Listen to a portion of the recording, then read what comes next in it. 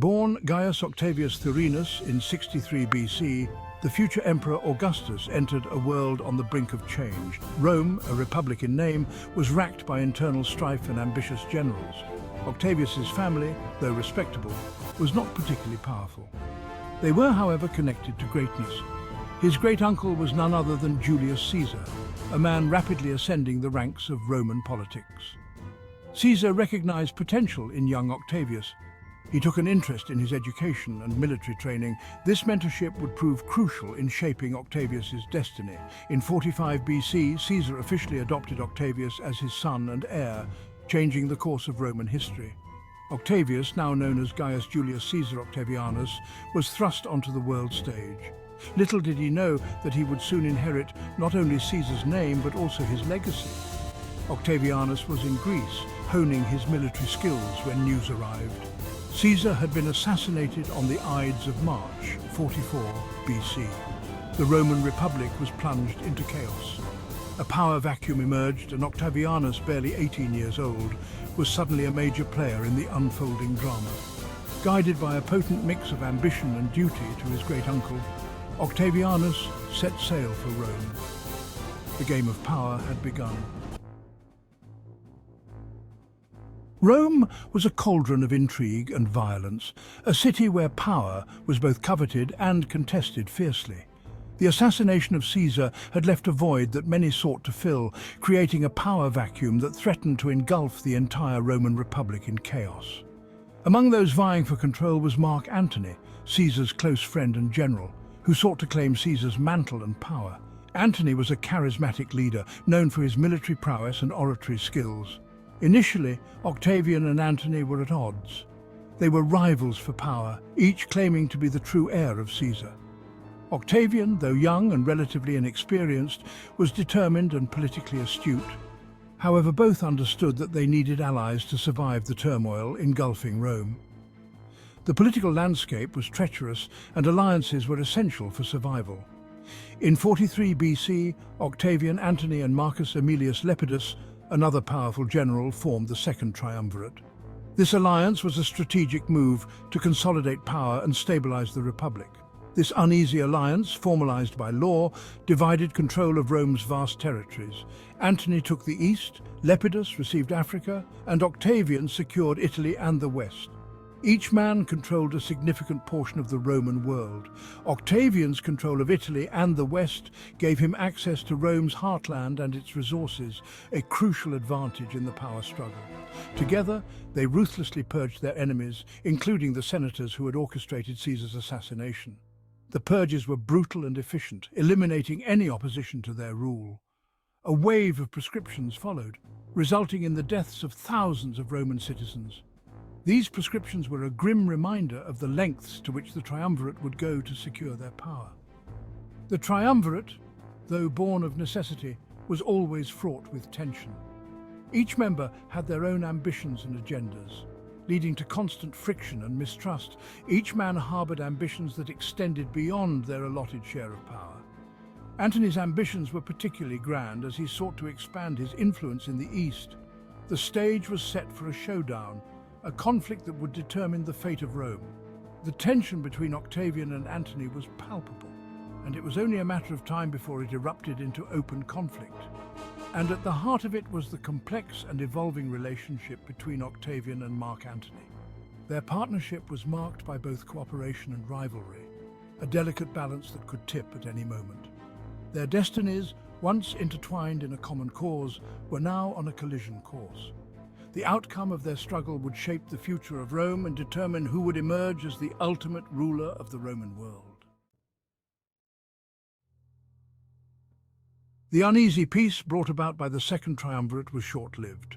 The alliance, formed to stabilize Rome after Julius Caesar's assassination, was fragile from the start. Cracks in the alliance soon emerged, driven by ambition and mistrust. Each leader had his own vision for Rome's future, and these visions were often at odds. The final break came with the elimination of Lepidus, who was sidelined and stripped of his power, leaving Octavian and Antony as the sole contenders for supreme power. Lepidus's removal was a clear signal that the days of shared rule were over. Their rivalry, once a simmering tension, now erupted into open conflict. The stakes were high, and neither man was willing to back down. The East, under Antony's control, became a point of contention. Antony's governance of these wealthy provinces was seen as a threat to Octavian's power base in the West. His relationship with Cleopatra, the Queen of Egypt, added fuel to the fire. Cleopatra was not just a romantic partner, but a powerful ally, and their union was viewed with suspicion and jealousy in Rome. Rome, steeped in tradition, viewed Cleopatra with suspicion. Many Romans saw her as a manipulative foreign queen who sought to undermine Roman values and influence. Octavian skillfully exploited this sentiment, portraying Antony as a puppet of a foreign queen, a man who had abandoned Roman virtue for Eastern luxury. He painted Antony as a traitor to Rome, a man who had forsaken his homeland for the allure of Cleopatra's court. He declared war on Cleopatra, framing the conflict as a defense of Rome against a foreign threat rather than a personal struggle for power. This clever maneuver allowed Octavian to rally the Senate and the people to his cause. The final showdown took place in 31 BC at the Battle of Actium off the coast of Greece. This naval battle would determine the fate of the Roman world. Octavian's forces, commanded by the skilled general Marcus Agrippa, decisively defeated Antony and Cleopatra's combined fleet. Agrippa's strategic brilliance and the loyalty of Octavian's troops were key to their victory. This victory marked a turning point in Roman history. The defeat of Antony and Cleopatra signaled the end of the old order and the beginning of a new era. Antony and Cleopatra fled back to Egypt, where they would both meet their end. Their tragic demise was a dramatic conclusion to a tumultuous chapter in Roman history. Octavian, now the undisputed master of Rome, stood on the cusp of a new era. His victory paved the way for the transformation of the Roman Republic into the Roman Empire. The Republic, already weakened by years of civil war, was about to be transformed. Octavian's rise to power marked the end of the Republic and the dawn of the Roman Empire, a new chapter in the history of Rome. The victory at Actium ushered in a new chapter in Roman history. Octavian, having eliminated his rivals and consolidated his power, stood as the sole ruler of a vast domain. He was acutely aware of the need for stability after decades of conflict. He also understood the delicate balance of power in Rome. Outright claiming kingship would have been met with resistance. Instead, Octavian chose a more subtle path. He carefully cultivated an image of a reluctant ruler, restoring order and peace to a war-torn republic. He shrewdly maintained the facade of the republic, preserving the Senate and other traditional institutions. However, in reality, power now rested firmly in his hands. In 27 BC, in a carefully orchestrated ceremony, Octavian returned to Rome. He formally laid down his extraordinary powers, offering to restore the Senate's authority. The Senate, in turn, bestowed upon him the title of Augustus, meaning revered or exalted. This event marked the beginning of the Roman Empire and the end of the Republic. Augustus, though technically not an emperor in title, had become the first emperor in all but name. He had achieved what his great-uncle Caesar had died trying to accomplish: the transformation of Rome from a republic to an empire. Augustus understood that true power lay not just in military might, but also in shaping the image and ideology of his rule. He knew that to maintain control over the vast Roman Empire, he needed more than just soldiers and battles. He embarked on a comprehensive program of reform and propaganda, meticulously designed to win the hearts and minds of the Roman people. This program aimed at legitimizing his position and solidifying his control over the vast Roman state, ensuring that his rule was seen as both necessary and beneficial. He adopted the title Princeps, meaning first citizen, a clever move that emphasized his role as a leader among equals rather than an absolute monarch. This title helped him to appear more approachable and less dictatorial, fostering a sense of unity and shared purpose among the Roman elite and commoners alike. His propaganda machine went into overdrive, utilizing every available medium to promote his image. Promoting the image of Augustus as a pious, just and wise ruler destined to lead Rome into a new era of peace and prosperity was a key part of his strategy.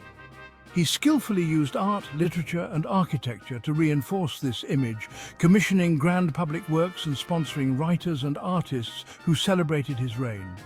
These public works not only beautified the city, but also served as constant reminders of his generosity and vision for Rome's future. By sponsoring writers and artists, Augustus ensured that his achievements and virtues were immortalized in the cultural memory of Rome. He played up his connection to Julius Caesar, emphasizing his lineage as the son of the divine Julius. This not only bolstered his legitimacy, but also tapped into the lingering respect and admiration for his famous relative, making it easier for the people to accept his rule.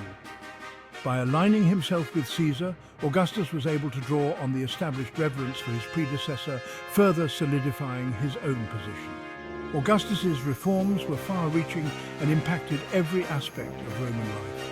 He restructured the army, creating a professional standing army loyal to the emperor. This new army was not just a fighting force, but also a tool for maintaining internal stability and projecting Roman power across the empire. He reformed the tax system, making it more equitable and efficient, ensuring a steady flow of revenue to support his ambitious projects. These reforms helped to alleviate some of the financial burdens on the lower classes, fostering a sense of fairness and justice. He overhauled the legal system, establishing a more centralized and standardized code of law that applied to all citizens. This new legal framework helped to reduce corruption and increase the efficiency of the judicial process, making the empire more stable and just. Through these reforms, Augustus aimed to create a more stable, efficient and prosperous empire, one that would ensure his legacy and the longevity of his dynasty. His vision was not just for his own time, but for the future, laying the foundations for an empire that would endure for centuries.